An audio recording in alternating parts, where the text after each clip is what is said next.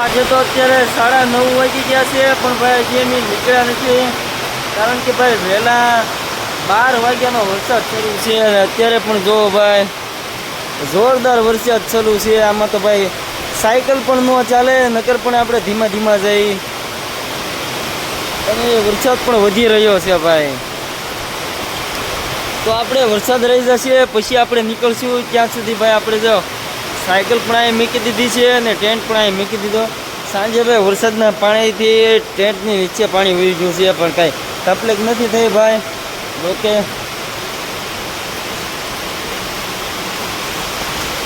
તો ચાલો મિત્રો મળીએ. વિડીયોને અંત સુધી જોઈ રાખજો ભાઈ.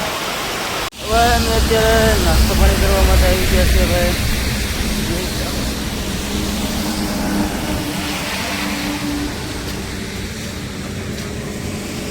हेलो भैया, चाय बिस्किट है?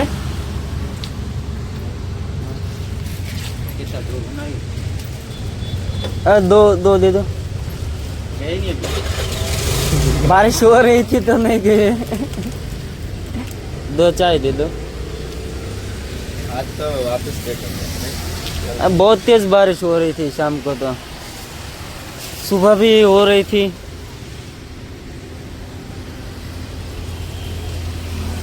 આવી ગયા તો ચા પાણી પીવા માટે. હવે પછી આપણે ચા પાણી જાશું. તો ભાઈ વરસાદ તો હજી રોકાયો નથી ભાઈ. જવું તો પડશે ભાઈ. સાયકલ કરી નાખી છે તૈયાર ભાઈ. અહીંયા આપણે રાત્રે સૂતા હતા ભાઈ ટેન્ટ લગાડીને. તો મિત્રો હવે જઈ રહ્યા છીએ જગન્નાથ તરફ. તો વિડીયોનો અંત સુધી જોઈ રહેજો ભાઈ. એ વિડીયો સારો લાગે તો સબસ્ક્રાઈબ કરી લેજો અને તમારા મિત્રોને પણ શેર જરૂર કરી દેજો.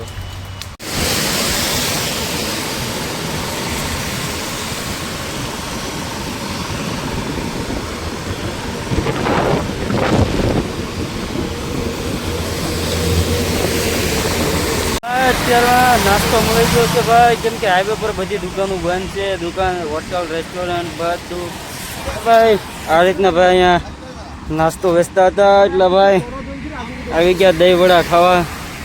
તો ભાઈ ખાઈને પછી આગળ નીકળજો. ભાઈ પવન એટલો છે ને ભાઈ, સાયકલ લઈને આવી એટલો પવન છે અત્યારમાં. ભલે પવન જો એ જવાનું છે ભાઈ. જગન્નાથ તો પહોંચવાનું જ છે ભાઈ.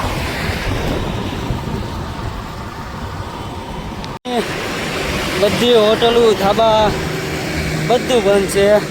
એટલે પ્રૂફ આપવું પડે ભાઈ તમને કે રાજુભાઈ આપણે ખોટું નથી બોલતા.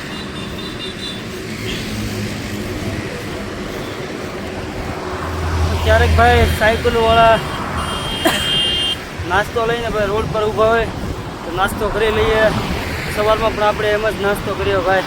હવે ખબર નહીં ક્યારે ભાઈ જમવાનો મેળ આવે. એ પછી જોઈએ છીએ મહાદેવની કૃપા. આપણે હોટલે જમવા બેસી ગયા છીએ ભાઈ, અને 70 રૂપિયામાં ભાઈ જો કેટલી વસ્તુઓ છે ભાઈ. તો ચાલો બ્લોગમાં બન્યા રહેજો, તમને પૂરા દિવસની માહિતી આપતા રહીશ ભાઈઓ.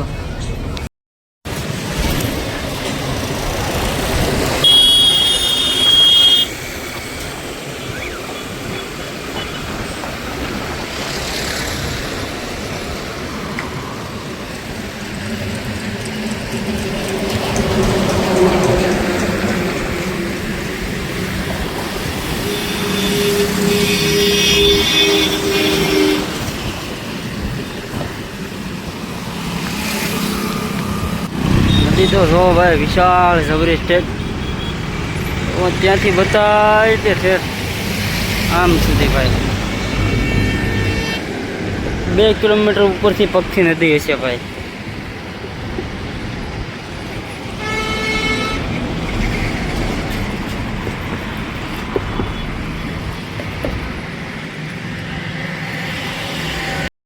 મિત્રો અત્યારે હું છું ઓડિશાના કટક સિટી છે ભાઈ.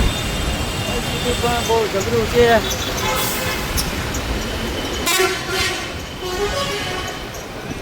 તો મિત્રો હજી અહીંથી તો જોઈએ છીએ આજમાં પહોંચે છે કે નહીં ભાઈ.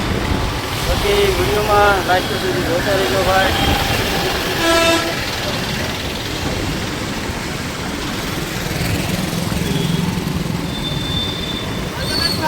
Thank you. અજાણ્યા વ્યક્તિ હોય એ આપણને ઓલ ધ બેસ્ટ કે હેપી જર્ની કે ખૂબ સપોર્ટ કરે એમ. તો ભાઈ આપણે નાસ્તો કરવા બેસી ગયા છીએ ભાઈ પાછા. કેમ કે ભાઈ સાયકલ ચલાવીને તો ભાઈ ભૂખ તો બહુ લાગે, એમાં ન હાલે. કંઈક ખાશું તો જ સાયકલ લાગશે ભાઈ. હાલ છે તો નાસ્તો પાણી કરીને પછી પાછા આપણે આગળ નીકળશું. તો વિડીયોમાં લાગે જો લેવર હાંકીના ઢાળ ચડાવ્યો માઇન્ડ પરસો ઓળી ગયો. હવે આવ્યો છે ઉતરતો ઢાળ.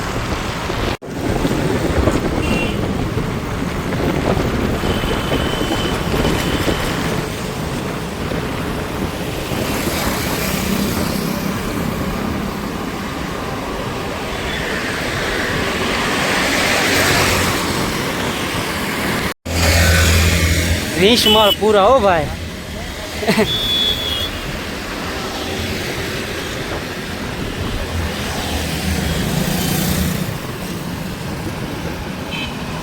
વીસમાં માણસ જોવું હોય તોય ડોક દુખી જાય ભાઈ.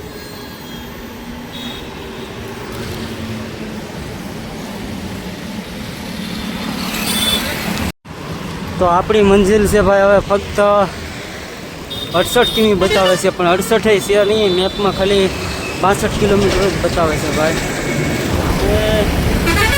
આજ સવાર ભાઈ આજે ખાલી 50 કિલોમીટર આવવા દેવાનું છે. હજી ભાઈ 10-12 કિલોમીટરનું અંતર કાપી નાખવાનું છે અને 6 તો વાગી ગયા છે ભાઈ. ચાલો મળતા રહીએ આગળ. गुजरात से. हाँ पूरी जा रहे जगन्नाथपुरी. उसके बाद आंध्र प्रदेश. हो हाँ यही चालू है. हाँ ब्लॉग बनाने के लिए. हाँ राजू खसिया. अभी तो ज़्यादा नहीं है भाई, कोई लोग सपोर्ट ही नहीं करते हमें. नहीं आप जैसे लोग तो सपोर्ट करते हैं, पर हमारे दोस्त तो हमारे डिस्ट्रिक्ट के लोग हमको सपोर्ट नहीं करते ना. अंदर के लोग तो कभी सपोर्ट नहीं करते. सही बात है, लोग ही सपोर्ट करते हैं 100%. जय जगन्नाथ. भाई नहीं 100%ની વાત સાચી છે ભાઈ. એ અંદરના માણસો સપોર્ટ નહીં કરે તમને, બહારના લોકો જ સપોર્ટ કરશે ભાઈ. એ લોકો ઘણા મિત્રો સપોર્ટ કરે છે, એમાં ના નહીં ભાઈ. એ જે ઘણા મારા અંગત મિત્રો છે એ સપોર્ટ નથી કરતા, એની માટે છે ભાઈ. આ તો વાગી ગયા છે ભાઈ 6:30 જેવું થવા આવ્યું છે. આપણે રોકાવાની કે વ્યવસ્થા ગોતવાની છે હજી. તો ચાલો આગળ મળતા રહે બ્લોગમાં. આ છે ભાઈ ચાર્જિંગ વાળી સાયકલ. પેડલ મારવાના પણ આવે અને બેટરીથી પણ ચાલે ભાઈ. તો ભાઈઓ અત્યારે વાગી ગયા છે 7 ને હજી આપણે રોકાવા માટેની ભાઈ જગ્યા ક્યાંય નથી. મંદિર મળ્યું, પૂરી જગ્યા મળી, આપણે રાત્રે રોકાણ કરી શકીએ ભાઈ.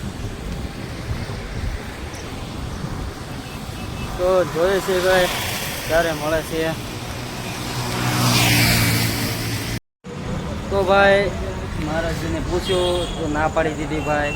ત્યાં તાળું લાગી જાય છે કે એ કેમ રહેશે, કેમ ના પાડે એનો કંઈ વાંધો નથી ભાઈ, પણ જવાબ એવો આપે ને ભાઈ કે આપણને એમ થાય કે આપણે બીજા ધર્મના કોઈ મસ્જિદમાં જઈએ છીએ કે બીજી જગ્યામાં પૂછવા જઈએ છીએ, એવી રીતે ભાઈ જવાબ આપે. આપણને એમ થાય ભાઈ કે હિન્દુ થઈને ભાઈ હિન્દુ માણસોને મંદિર પર રોકાવાની ના પાડે, ત્યારે આપણને થોડુંક વધારે દુઃખ થાય છે ભાઈ. તો ચાલો કાંઈ વાંધો નહીં, 7:30 તો થઈ ગયા છે. તો આગળ પણ આપણે જોઈશું ક્યાંક મંદિર આવે તો ઠીક છે, બાકી આપણે સાયકલ ચલાવતા રહીશું. હે ભાઈ सर गुजरात से आए हैं दोस्त, वो बोलते हैं हम थोड़ा इधर रुकेंगे, हम मना कर दिया.